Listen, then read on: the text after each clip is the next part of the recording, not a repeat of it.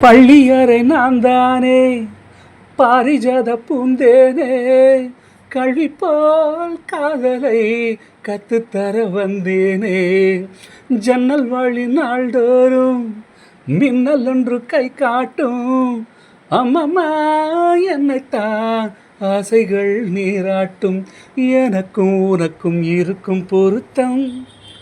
இளமை முழுதும் முதுமை வரைக்கும்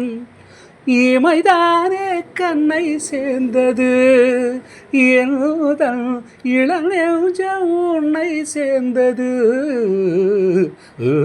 செம்பருத்தி செம்பருத்தி பூவை போல பெண்ணொருத்தி காதலனை தேடி வந்த கண்ணில் வாதமை எழுதி மேலும் கீழும் ஆடுகின்ற நூலிடைதான்